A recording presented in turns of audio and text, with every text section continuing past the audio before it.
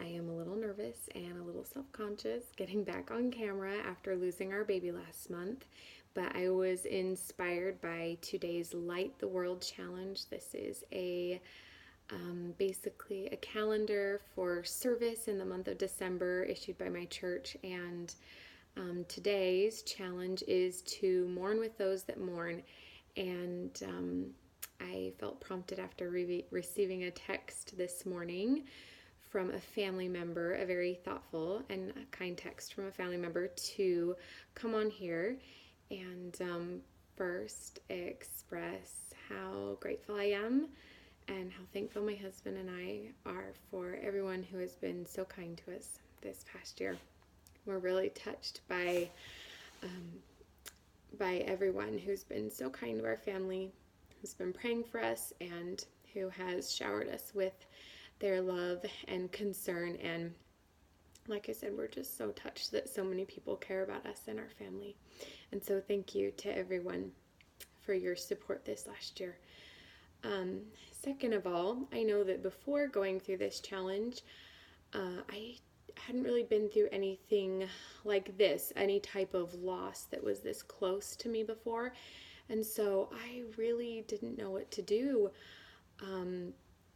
or what to say to people who had lost someone or been through something really challenging like this in their life. And so I wanted today to offer 3 suggestions for things that you can do, or 3 things that you can say if you're just not quite sure what to do or what to say when somebody has lost a child, a spouse, a grandparent, somebody close to them, or has been through a tragedy in their life. So here are my 3 suggestions for what you can do, and this is all based off of stuff that has been done for me that I have really appreciated. So the first thing is that you can send a card, and you can send a message via email or text. This is so great because sometimes the face-to-face interaction is really challenging for people. I know that it's been that way for my husband and I. And even though we haven't always responded to everything, we have really, really appreciated just the thoughtful messages that people have sent. So mail a card, send a text or an email, and I'll tell you in just a second what you can say if you're not quite sure what to say. The second thing is flowers. I have received so many flowers this last year from people, and I love them. They are something that is cheerful, that brighten my day. Just the thoughtful gesture is so nice.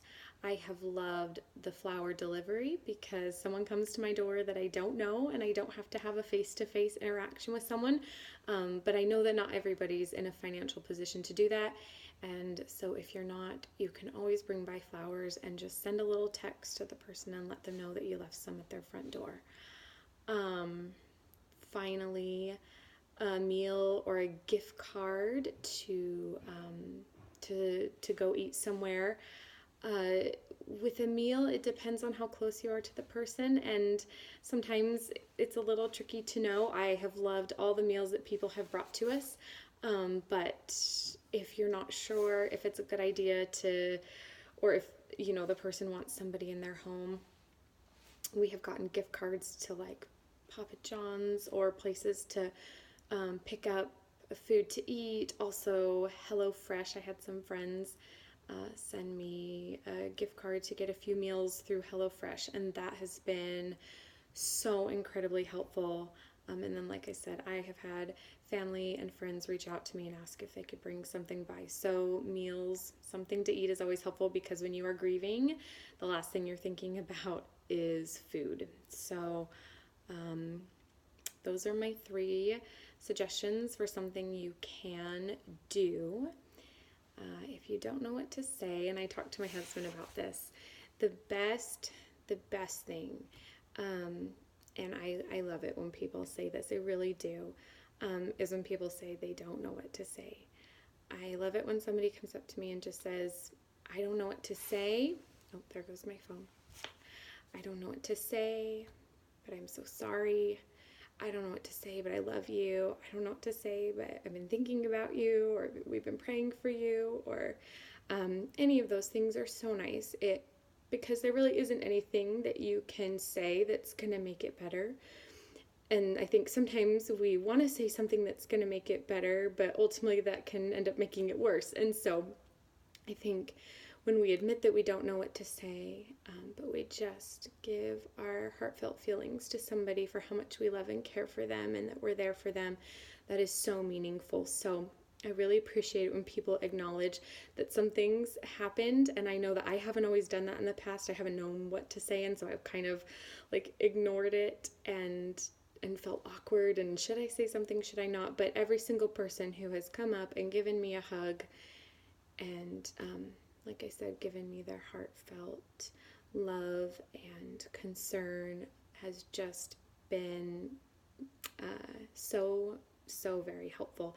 And I guess that's my last thing is you can always give a hug, and there's nothing better when you see someone than just having them wrap their arms around you and show you their love and care. So I hope that helps. And as I said before, thank you again to everybody who has mourned with us this past year and who's been there for us.